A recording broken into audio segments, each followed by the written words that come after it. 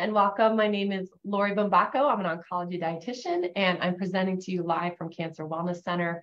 And this is one of my personal favorite programs. It's called Ask the Dietitian. I wonder why it's one of my favorites. Here's what we do for this program. We run it once a month, and we choose a topic that's related to nutrition and cancer protection. And then we allow our participants to submit a question related to that topic. And for the next half hour, I have the opportunity to try to answer those questions in the best way that I possibly can. So I have prepared a PowerPoint presentation, which anyone who has registered for the program will receive a copy of this presentation. And I'm going to share that now with you on my screen. And I thank you all for participating. And if you're watching us live on Facebook, thank you. I hope you enjoy. So our topic for September that we chose is all about cancer protection when we are dining out. And we're going to learn a lot about that today, hopefully. And for those of you, hang on one second, who do know me, I have a master's in nutrition and dietetics. I'm a registered dietitian, but I'm also board certified as a specialist in oncology nutrition. So that is the only unique population that I work with. And it's a pleasure to be able to do so here at Cancer Wellness Center. So today, what I'd like to do is first talk about how it might be possible to eat in a way that protects ourselves from cancer, whether it be in the first place or from a recurrence. And then get into those questions and hope to provide the best answers I have possible, and then offer some additional resources along the way. So how would we describe cancer protective eating? Well, in one slide, this is how I would summarize it. It's in a whole food plant-based diet. And really, essentially what that means is that the majority of the food that we eat is coming from minimally processed whole grains, vegetables, fruit, beans, lentils, as well as nuts and seeds. And there is an emphasis on minimal processing of those foods because the processing adds a lot of extras that we may not necessarily find in a cancer protective diet. Alongside this whole food plant-based diet, it's minimizing the consumption, not eliminating altogether, but just eating a lot less of these highly processed foods that offer added sugars, added salts, as well as some of our unsaturated, unhealthy saturated fats. So a typical meal that is not necessarily cancer protective might look something like this, like a mac and cheese with some bacon crumbled into there and some fried chicken. And then maybe we even have some refined white flour on the side. And if we want to transition this plate to look more cancer protective, well, boom, that's how we would do it. And I think you sort of grasp the concept here, right? I see a lot of color on that plate, which offers some antioxidants as well as phytochemicals that are cancer fighters. And then I see some whole grains that offer some fiber, as well as other vitamins and minerals. And then a small proportion of the plate is dedicated to a plant or animal protein as well. So how do we try to eat this way when we're dining out? Because that can certainly be a concern, right? It's out of our control. Someone else is preparing the food for us. So just a little quiz question for you. What percentage of calories does the average American eat from food that is prepared outside of the home? What would you guess? It's about a third of the calories, which is pretty significant in my opinion. Now, if you do your own self-evaluation, it might mean less for you, or it might even be double that amount. So if that's the case, if you're finding you're increasingly eating more and more food outside of the home, then this information might be especially relevant for you.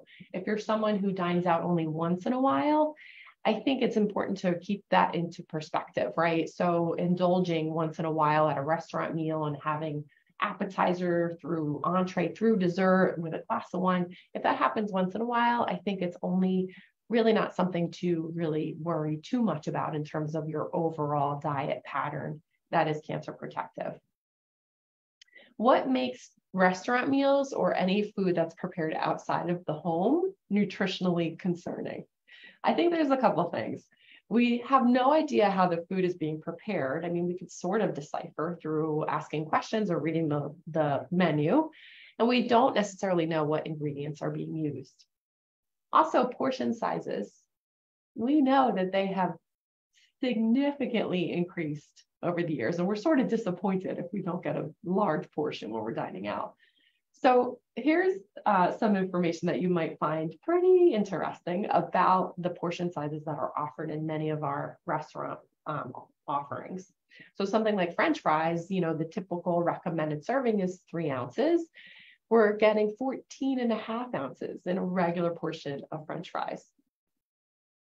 The calories, right? They certainly increase. Something like pizza, 2 slices, about 5 ounces versus, maybe a single serving for 1 is 6 slices, right? 15 ounces. Things like dessert, like cookies, right? So and also to our cafe drinks, we're certainly getting significantly larger portion sizes. So what that translates to is certainly, as you can see, more calories, but the concern is the type of calories that we're consuming in these larger portions. It's really adding a lot of significant amounts of sugars, more saturated fats, and certainly sodium or salt. And we're going to talk more about that. So here are the questions that were submitted today. And oh, by the way, that's an image of probably the first ever pub. So dining out is nothing new, right? This dates back to ancient Rome. And what they called these pubs where they would serve alcohol as well as food is a tabernae. Maybe you've heard of them, but I thought that was interesting to share. So let's dive into those questions. What are good choices besides salads and fish when we dine out? Which restaurants offer the best cancer wellness meals and what are they? What are the best of the worst foods to order when dining out? Maybe it's or the worst foods. What kind of food preparation is the healthiest when dining out? On this slide, those first 3 questions seem sort of similar to me. So I'm going to lump them together as I answer them. The next question, what are good choices when dining in a Greek restaurant? How to make the healthy choices, how to check out the menu, what to order when you want to feel good. Where do you suggest I go alone to eat right? How bad are French fries? Love that question. Are they bad? We're going to talk about that. And then next, what would be the best choices for Thai or Chinese food when we dine out? All really great questions. Now, the next 2 questions technically don't necessarily relate to the topic at hand. So I have them here. If we have enough time, I will try to answer them. I have a feeling we're not going to have enough time today. So I still have answered them. And if you submitted those questions and are participating today, you will get my answers. Okay, great questions. Okay, so let's start with that first set of 3 that I thought were similar, right? And I'm going to try to answer them. And by the way, are salads really the best choice? We're going to talk about that. And do we have to get dressing on the side? These are the things that come to my mind. And hopefully I can give you some more confidence about your choices today. So here's a visual of a cancer protective plate. We talked about this. It's going to be mostly whole plant foods, right? Smaller portions of animal foods, minimal amounts of those added sugars, salt, saturated fat. So here's some examples. And when we dine out, we certainly can find these meals. I think increasingly we are afforded these options. And I'm not going to go into detail, but I think you understand if we're setting up a plate to look like these visuals, then we're doing the best we can, right? So things like a mushroom taco is on the slide there. A nice little grain bowl with some other beans and some roasted vegetables, as well as some fresh vegetables. Really a lot of great options nowadays. Now, I do want to talk about salt and sodium in restaurant meals. How much do you think a typical meal provides? What would you guess? Another shocking statistic to share. So some of the estimates range that a meal might offer up to 4,000. I'm going to say that again, 4,000 milligrams of sodium. So experts advise that we try to limit that amount to 2,300 milligrams per day. So imagine if one meal is giving more than double that amount or about double that amount. So guarantee when we dine out, we're probably getting more sodium than is advised. Cancer protective eating and mindful dining go hand in hand, in my opinion. So I think if you're trying to make a choice, think about your day. So plan for your day or evaluate your day, right? Like, so if you're waking up and you're thinking, what am I going to eat today? I'm going to go out for breakfast. Think about what it is you're also going to eat or not eat, right? and at the end of the day, if you're going out to dinner, what did you eat or not eat that day? Because I think that gives us an opportunity, right? So we could evaluate that day, evaluate our choices within the day, and decide whether or not something was missing that we want to add back, or decide, you know what, I did great today. I'm going to splurge. I'm going to go all out and I'm going to get some balance in my diet because that's what I feel like having for myself. So here's some examples. If you didn't have a chance to eat a piece of fresh fruit, which we know is cancer protective, maybe that's something you can enjoy as part of your breakfast or part of your meals later in the day. Maybe you only chose processed and refined grains. It might be an option for you to choose a whole grain choice instead for your meal that day. And then maybe you only were able to eat one vegetable that day. Could you add another choice to your meal or swap out, as for example, something like your bread or your pasta or rice for something like a vegetable? Hopefully you understand my point there. So nourishing choices, I would say, like if you were to ask me, I mean, this is basically it, right? And I think that in any of my presentations, you might have heard me refer to these meals as being cancer protective. There's some whole grains, there's some fruit and vegetables. We have some healthy fats from nuts and avocado. We have some whole grains from our brown rice to some whole wheat flatbread. I think you hopefully get the point here that this is sort of that template for a cancer protective diet, and that it's really infused with a lot of those cancer fighters from fruit, vegetables, whole grains, beans and lentils, nuts and seeds. And we're going to dive deeper into reading specific menus. Now, about that salad, is that the only way to eat healthy, right? Now, let me share with you, not all salads are necessarily nourishing.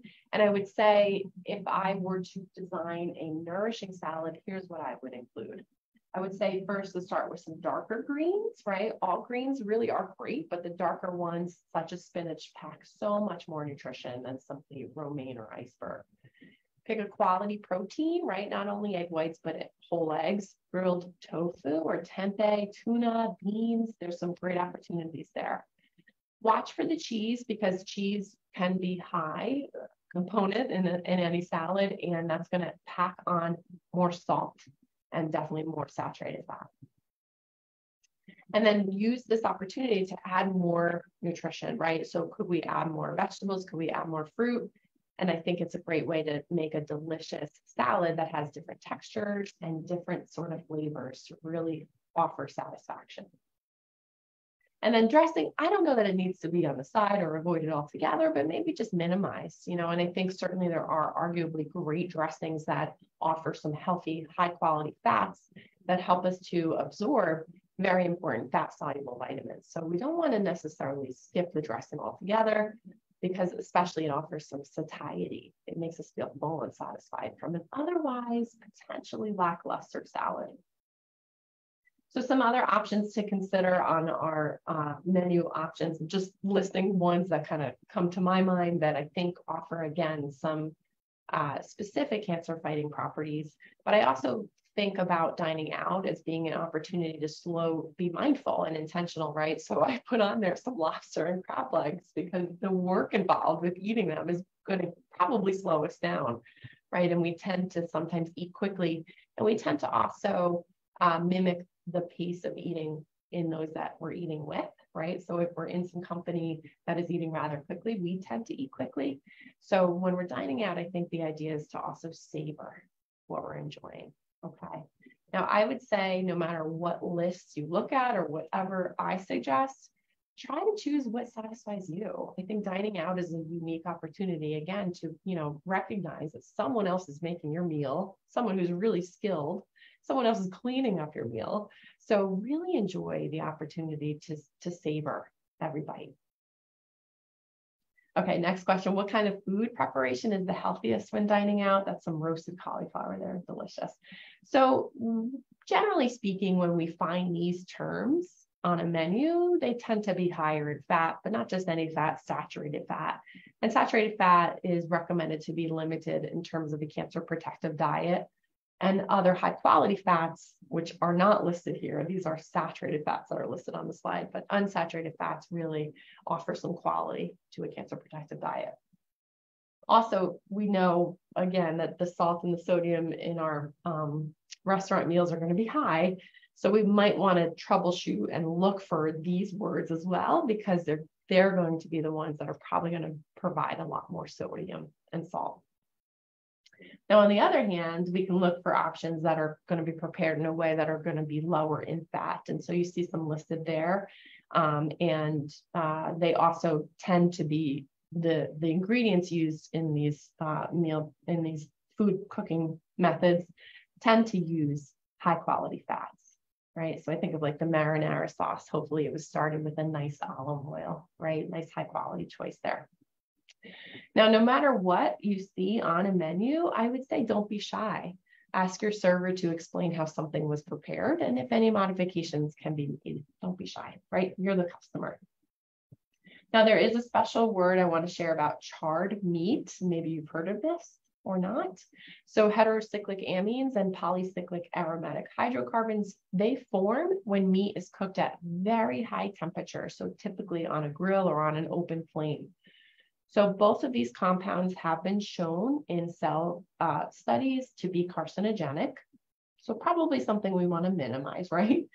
And we don't know at this moment if there's any guidelines for amounts that are safe to consume, right? So we don't know if should we have grilled charred meat once a week? Should it be twice a week? We don't have any guidelines. So we want to try to limit it, I think, as much as possible for now. So in order to do that, we can control this at home. We can't necessarily control it when we're dining out. But for your information, as we're sort of exiting the grilling season, these are ways to minimize the formation and therefore our exposure to these carcinogenic compounds. Now, interestingly enough, when we put vegetables on a grill, they do not form these compounds. What do you know? So we get that delicious taste and flavor, but without those compounds. Okay, next slide. How to make the healthy choices, how to check out the menu, and what to order when you want to feel good. I love that. So I kind of went over the lingo on a menu, so you see that for yourself.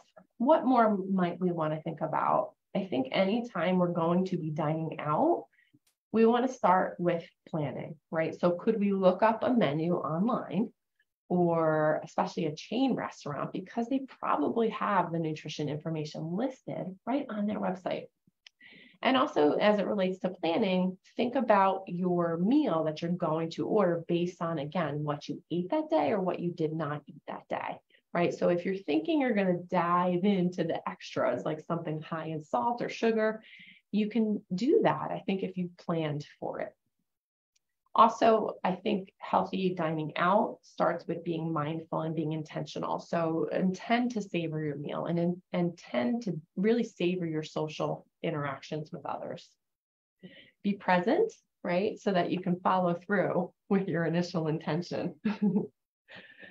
Now, ordering at a restaurant, I think these are just easy tips to consider. And again, you may pick and choose one or none or all of them. It's really up to you. But as it relates to our starches, it seems that most often when we're dining out, like the default is to double the amount of refined carbohydrates, right? So here's some examples. It might be the bun of a burger plus fries. It might be the naan that accompanies a rice dish. It might be the bread that starts our pasta dish. It might be some chips before we get some tortillas or tacos for dinner. So you see lots of starches are adding up here, and not necessarily bad, but we're missing out on these opportunities to have some cancer protective foods when we do this, right? So sometimes people like to just stick with one of those choices for a meal. And if you can, try to look for those whole grain options. Emphasize vegetables. So I think like most dishes can very often use a veggie sidekick that might be located somewhere else on the menu. And that's something to explore for yourself depending on the restaurant. Watch for sodium. I think that's the theme of this presentation. Assume that all the choices that we're dining out are going to have excessive amounts of salt, right? Now, this is also why vegetables are cancer protective, but also health promoting, because they can help. When we eat vegetables, then we eat more potassium. That's a mineral that most of us do not eat enough of. And when we eat more potassium, it helps to dilute the effects on our blood pressure, right? As it turns out, potassium can ease tension in our blood vessel walls. It eases tension. How great is that, right? And that's going to help to further lower blood pressure. And then also, of course, apply that mindful eating. It helps to control how much we're eating in the setting of supersized portions, these bottomless drinks that we're offered, and so many other distractions that can happen when we dine out, right? Next question, what about a Greek restaurant? What are some of the best choices there? I love Greek cuisine, by the way. So we might want to start with dipping wisely, right? So you might be getting some hummus or some baba ganoush or some tzatziki. Instead of scooping it up with a lot of extra pita, maybe they can offer some vegetables to dip it in, right? Even if it's half the amount, you're going to add cancer protection, right? And you definitely will save in terms of refined carbohydrate calories. Go grilled. Now, I talked about grilling and how that's concerning, but for the most part, at a Greek restaurant, the grilled meats like chicken and salmon or like a shrimp kebab or chicken souvlaki, that's going to be lower in saturated fats. Falafel is also a great choice. It is usually fried, so we're going to add some calories there and get a little less protein, but all of those choices are lower in those, again, those saturated fats that we otherwise find from red meat. Be choosy with our salads, right? So yes, feta cheese is delicious. It tends to be higher in sodium. Olives are delicious, have wonderful unsaturated fats. They do tend to be a little higher in sodium. So if you're just keeping your sodium in check, be aware of that with your salad choice. And then look out for those whole grains. So I don't often find whole wheat pitas are available when I dine out, but tabbouleh, wonderful option, is a whole grain. It starts with bulgur, and it can help to replace a side of white rice, which is a refined grain. Next question, where do you suggest I go alone to eat right? I think dining out alone could be a wonderful thing. And then I wish I could do it more often. So I want you to dine out in confidence. Know that anywhere you go, it can be an opportunity for you to enjoy a nutritious meal.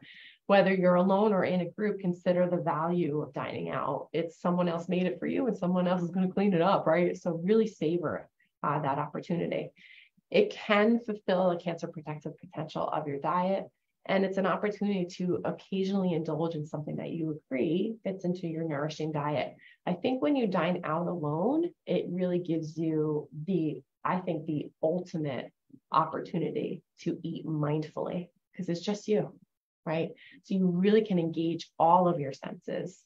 And I think if this person, the next time you dine out, I really would encourage you to try that for yourself. Really just be present to your meal and notice if all of your senses are engaged while you enjoy that meal. And that's a wonderful way to eat.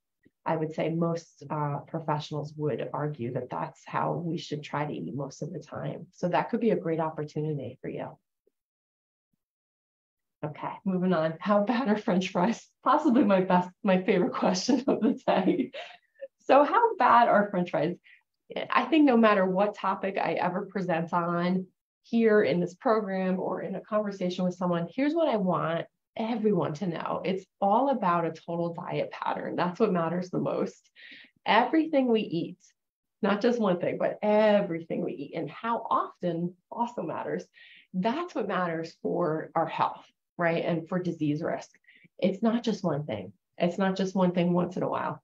It's how much and how often. So keep that in mind. So one occasional choice out of nowhere, right? That's not going to significantly influence that pattern. Okay.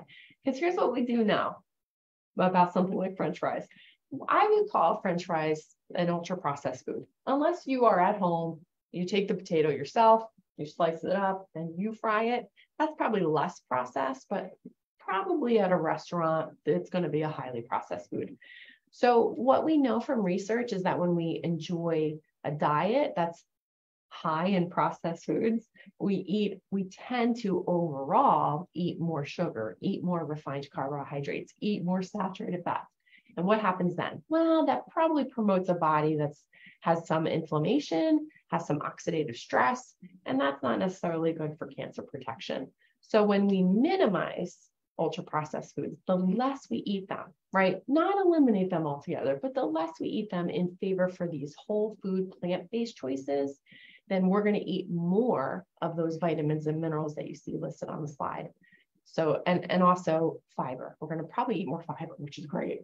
And then we're going to eat less of those extras. Okay. So just try to keep that in perspective always when you're making choices. I would say there's no good foods and no bad foods. Again, it's the overall package. So if we emphasize cancer protective foods, then we're on our way, right, to satisfying those conditions. Including the occasional indulgence will not negatively influence your overall diet pattern. Keep in mind that dining out does give us extra large portions, okay? So one serving of fries is technically how many individual sticks? I did not know this answer. I had to look it up. So it's 12 to 15 individual sticks in a recommended portion size, which is 3 ounces. So at a restaurant, we're probably getting like triple that amount, quadruple that amount, right? So we're going to get more calories that might matter for weight management if that's a concern for us. And we're also getting more of the extras, right? More of that salt, more of those saturated fats, and maybe more of those refined carbohydrates. So just keep that in mind. Okay, I think this is our last question. What would be the best choices for Thai or Chinese food when dining out? Really flavorful. So let's do a little this or that with Thai food. Thai stir fry or Thai noodles? Which one wins? What would you guess? We're going with the Thai stir fry. Well, why is that? If you see even on the image there, the stir fry is the one on the left. Right off the bat, I see more color. So in a stir fry, we tend to get more vegetables, right? Instead of noodles instead. And we can add some quality protein, right? So some chicken or some seafood or even a plant protein like tofu. Great choice. So here are some other winners that are examples of stir fry you see on the slide there.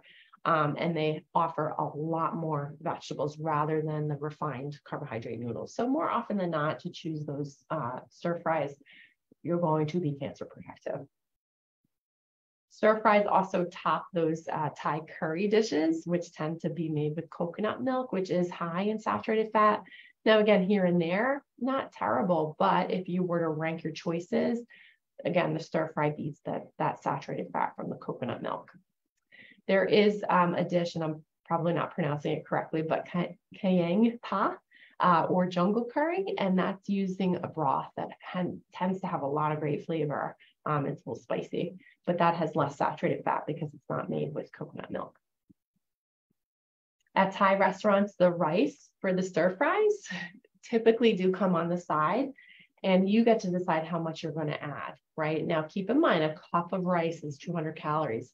Most often, we're given 2 cups of rice when we're eating out. So keep that in mind for yourself. And if you love noodles, I think that's great. And I think I would encourage you to order them. You can lighten yours up, so to speak, or infuse more nutrition by adding into them some steamed vegetables. So maybe that's something on the side that you get, and you can get your own plate, mix some noodles in, mix some veggies in. Now we're talking a lightened up version of that dish. Now, what about Chinese? I think Chinese cuisine tends to be high in vegetables, tends to be somewhat plant-based at times. So there are some great options. And again, they're listed there on the slide. Without the rice, they're going to be a little bit lower in calories as well. Some of the dishes on Chinese restaurant menus go up to 1,500 calories, which is, for some, that's how much we need to eat in a day. Isn't that shocking? We might want to leave some rice behind, as I explained. Typically, like a Chinese takeout, a container of rice is about 2 cups. So 1 cup is 200 calories. So if we finish those 2 cups of rice, that could really add up quickly. Plague defense with sodium. So I love the idea of, like, first of all, using chopsticks is very mindful, right? Because it slows down your eating pace. And you can certainly use them to pick up your food rather than scooping the sauce, which that's where all the sodium lies, right? Or again, transferring them to another dish or plate so that you can leave some of that salty sauce behind. Right?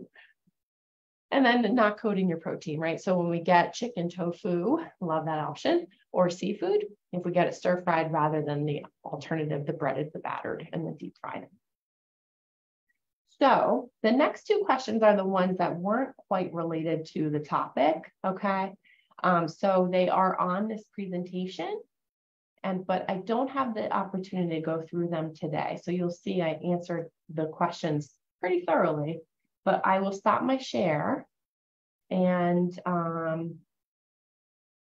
just also let you know that we are planning the next Ask the Dietitian for Friday, October 6th at our usual time at 1 p.m. And our working topic right now is all about macronutrients. So whether or not you have questions about carbohydrates or proteins or fats, you could submit a question, and I'm sure you will ask some great questions, and I'll have the opportunity to answer at that time.